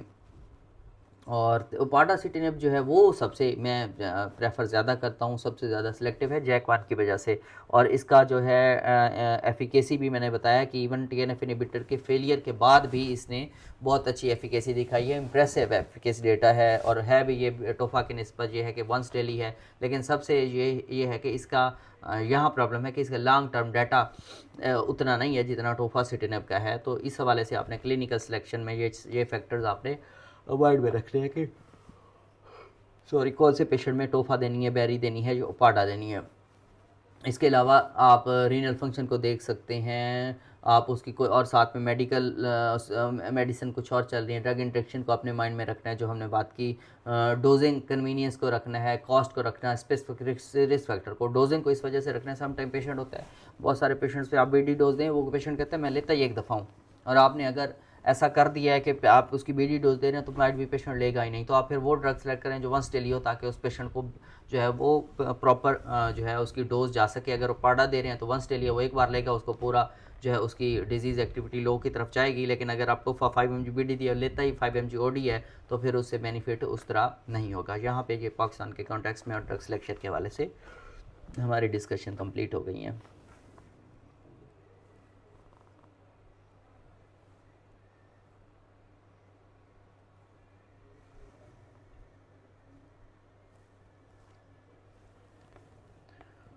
नेक्स्ट हैं जी कॉमन पिटफॉल्स। पाकिस्तान के हवाले से भी हम बात करेंगे, स्पेशली कि जैक इनहिबिटर्स की सिलेक्शन के हवाले से कॉमन पिटफॉल क्या हो सकते हैं। कॉमन पिटफॉल्स में हम बात करें तो जैक इनहिबिटर्स को आपने सबसे इम्पॉर्टेंट है, दोबारा भी बता दूं, ये कॉमन पिटफॉल है। जो ही आप ओरल सर्विलेंस जो है उसके बारे में जानते हैं कि ये क्या था, तो उसके बाद जैक इनहिबिटर्स को जो है ओरल सर्विलेंस के बाद बिल्कुल बंद कर देना या उसको जो है कंसीडर ना करना, जबकि पेशेंट लो रिस्क पेशेंट्स हैं तो ये वैलिड ऑप्शन है JAK inhibitor. Low risk patient में ओरल सर्विलेंस के बाद जैक इनहिबिटर को कंसीडर ना करना, ये कॉमन पिटफॉल है।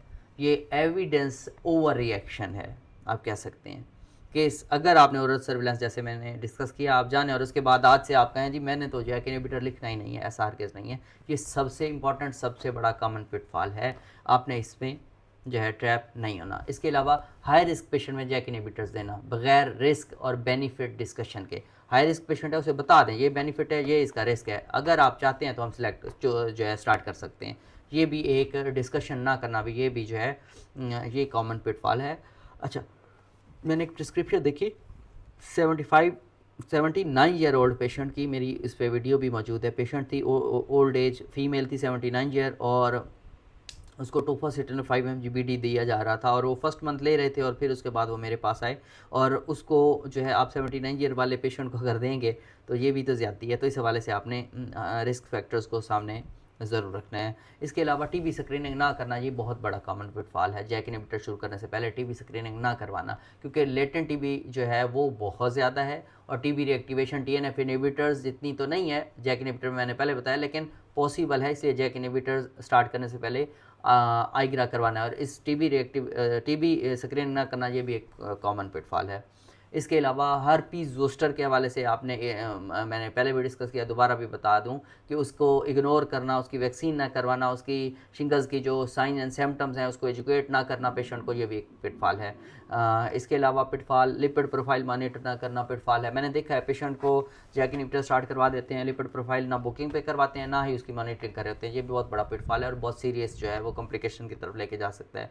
इसके अलावा वीटी सिम्टम्स को इग्नोर कर देना। पेशेंट्स को अगर पहले कोई डीवीटी की हिस्ट्री है, पीई की जो है वो हिस्ट्री है, तो आप उसके बारे में ना पूछना, ये भी एक बहुत बड़ा कॉमन पिटफॉल है। स्क्रीनिंग ज़रूरी है, एजुकेशन भी ज़रूरी है पेशेंट की। आप उसको डीवीटी और पीई के हवाले से एजुकेट करें, खसूसी तौर पर स्पेशली अगर कोई पेशेंट वीटी रिस्क रखता हो।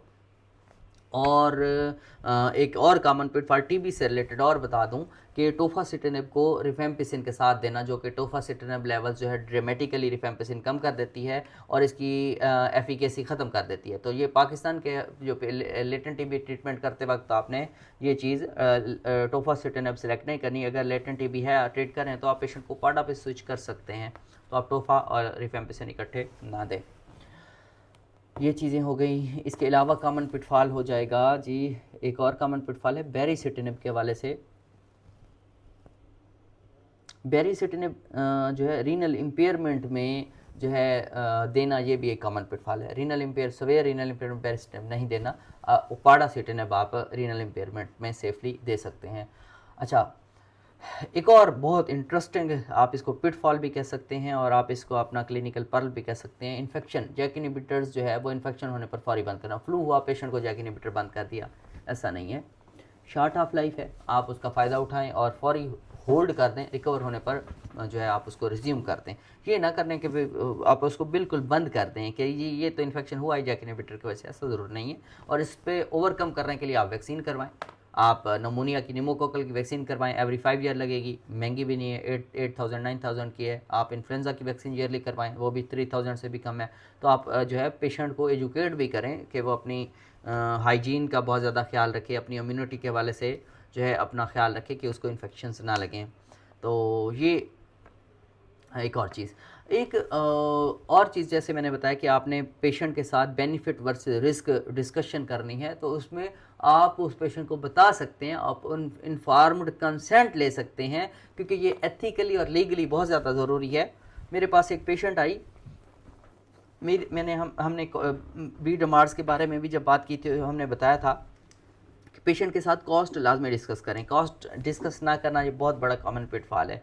तो आज का हमारा वैसे लेक्चर एंड हो चुका है यहाँ पे, और डिस्कस मैंने पेशेंट मुझे एक आके बताया, उसने कहा हमारा एक पेशेंट है, उन्होंने कहा कि डॉक्टर साहब ने तो हमसे ये पूछा कि ये दवाई इतने की आती है, आप कितने पैसे अफोर्ड कर सकते हैं, आपको एडवांस दवाई की ज़रूरत है, आप कितने पैसे। उन्होंने दवाई लिखने से पहले ये क्यों पूछा, ये क्या बात हुई, कोई हमसे उन्होंने क्यों पूछा, बस वो दवाई लिख देते। अगर पेशेंट अफोर्ड कर सकता है 15,000, तो मैं उसी चीज़ को सामने रखते हुए शायद जैक इनहिबिटर सेलेक्ट करूंगा, और अगर पेशेंट अफोर्ड कर सकता है 60,000 पर मंथ, तो मैं शायद TNF इनहिबिटर पे चला जाऊंगा। तो ये आपने पेशेंट के साथ ज़रूर डिस्कस करना है। हालांकि वो इस चीज़ का नेगेटिव इम्पैक्ट ले रहे थे कि डॉक्टर क्यों पूछ रहा था कि आप कितना अफोर्ड कर सकते हैं, लेकिन ये ज़रूरी है। आपने डिस्कस करना है और उसको बताना है कि एडवांस ड्रग के आप कैंडिडेट हैं, कि आपकी बीमारी जो कन्वेंशनल थेरेपी है उससे कंट्रोल नहीं हो रही, हमने एडवांस ड्रग पे जाना है। तो अब आपने बताना है कि अगर आप बहुत अच्छा ट्रीटमेंट चाहते हैं तो मैं आपको इंजेक्शन स्टार्ट करवा सकता हूँ, वो ज़्यादा अच्छे हैं लेकिन उनकी कॉस्ट इतनी पड़ सकती है 50,000 60,000 पर मंथ। और अगर आप उतना नहीं अफोर्ड कर सकते, आप में कोई इस तरह का मामला नहीं है, यंग पेशेंट है, रिस्क फैक्टर आप पहले एक्सक्लूड कर लें, तो मैं आपको एक गोली स्टार्ट कर सकता हूँ जिसकी कॉस्ट 8 10 12 हज़ार पड़ेगी और आपकी डिजीज़ उतनी ही कंट्रोल हो जाएगी जितनी इंजेक्शन के ज़रिए। तो इस चीज़ में कोई बुराई नहीं है कि आप नहीं करेंगी, तो ये एथिकली जो है वो बेहतर नहीं है। अब ये जो ऑब्जेक्शन है, कोई हज़ारों में से कोई 1 या 2 पेशेंट कर सकता है, सारे नहीं करेंगे। तो ये चीज़ आपने माइंड में रखनी है। तो आज का लेक्चर हमारा यहीं पे एंड हुआ है। मैं एक बार समरी आपके सामने जो है वो दोबारा डिस्कस कर लेता हूँ। जैक इनहिबिटर जो है वो कन्वेंशनल सिंथेटिक डमार्ड के बाद टारगेटेड सिंथेटिक डमार्ड्स हैं जो कि क्या करते हैं, इंट्रासेलुलर जैक स्टेट पाथवे को ब्लॉक करते हैं और ओरल एडमिनिस्ट्रेशन की वजह से बहुत ज़्यादा फेमस भी हैं और एक्सेप्टेबल भी रहे हैं। टोफासिटिनब जो है वो जैक 1 और 3 को इनहिबिट करती है, बेरिसिटिनब जैक 1 और 2 को इनहिबिट करती है और ओपाडा जस्ट जैक 1 सेलेक्टिव इनहिबिटर है, इस वजह से इसकी सेफ्टी प्रोफाइल बेहतर है। ओरल सर्विलेंस ट्रायल ने हमने डिस्कस बहुत डिटेल से किया। 2021 में टोफासिटिनब पर हाई रिस्क पॉपुलेशन में जो है major adverse cardiovascular events, pregnancy और वीटी का जो इंक्रीज रिस्क था उसको दिखाया, जिसके बाद एफडीए और ईएमई ने जूलार ने भी रिस्क स्ट्रेटिफाइड प्रिस्क्राइबिंग की रिकमेंडेशन कर दी कि अगर पहले आपने रिस्क देखने उसके बाद और आपने पहले टीएनएफ इनहिबिटर या बी डमार्ड्स को जो है प्रेफर करना है, और अगर वो पेशेंट के लिए एक्सेसिबल नहीं है और कोई रिस्क फैक्टर नहीं है तो आप जैक इनहिबिटर पर जा सकते हैं। लेकिन जूलार ने फिर दोबारा रिकमेंडेशन दी कि अगर कोई रिस्क फैक्टर मौजूद नहीं है, पेशेंट यंग है और लो रिस्क पेशेंट है, तो आप बी डमार्ड्स पे जाने की बजाय जैक इनहिबिटर भी आप सिलेक्ट कर सकते हैं। ये बात ओरल सर्वेलेंस ट्रायल के हवाले से ये बात बहुत ज़्यादा अहम है। लो रिस्क पेशेंट में यानी कि 50 ईयर से उसकी एज कम है, कोई सीवी रिस्क नहीं है, कोई रिस्क फैक्टर नहीं है, जैक इनहिबिटर वैलिड ऑप्शन है। हाई रिस्क पेशेंट में जिनकी एज 65 से ज़्यादा है, सीवीडी डिजीज़ है, कोई मैलिग्नेंसी है, वीटी की हिस्ट्री है यानी कि डीवीटी पी इसका कोई हिस्ट्री है, तो आप उसमें आप बायोलॉजिक्स यानी कि बी डमार्ड्स हैं उनको आप सिलेक्ट कर सकते हैं। हर्पीस जोस्टर की जो है रिस्क के हवाले से आप पेशेंट को एजुकेट भी कर सकते हैं और शिंग्रेक्स वैक्सीन भी करवा सकते हैं। वैक्सीनेशन और अवेयरनेस दोनों चीज़ें बहुत ज़्यादा ज़रूरी हैं। टीबी स्क्रीनिंग पाकिस्तान के हवाले से बहुत ज़्यादा ज़रूरी है to exclude latent TB infection, और लेटेंट टीबी इन्फेक्शन आ गया है तो आप 3 मंथ की 12 डोज वीकली रिजीम यूज़ कर सकते हैं या डेली रिजीम यूज़ कर सकते हैं। 1 मंथ लेटेंट टीबी को ट्रीट करने के बाद दोबारा जैक इनहिबिटर स्टार्ट करवा जा सकते हैं। लिपिड मॉनिटरिंग ज़रूरी है, सीबीसी ज़रूरी है, एलएफटी ज़रूरी हैं, और ये चीज़ें सामने रखते हुए आप जैक इनहिबिटर को वाइजली यूज़ कर सकते हैं। और जैक इनहिबिटर बिल्कुल रेवोल्यूशनरी ड्रग्स हैं। रुमेटॉइड अर्थराइटिस की सूरत में इन्होंने बिल्कुल बहुत ज़्यादा रोल प्ले कर रहे हैं, सस्ते हैं, लो डिजीज़ एक्टिविटी और रिमिशन अचीव करने में बहुत ज़्यादा हेल्पफुल रहते हैं। और ऐसे पेशेंट जो बी डमार्ड्स अफोर्ड नहीं कर पाते उन पेशेंट्स के लिए ये स्टीरॉयड स्पेयरिंग में और रिमिशन अचीव करने में इवन इन्होंने जो है सम ट्रायल्स में बायोलॉजिक्स को भी बीट किया है। तो इस सूरत में आपने वाइजली डिसाइड करना है कि कौन सा जैक इनहिबिटर आप किस पेशेंट में दे सकते हैं।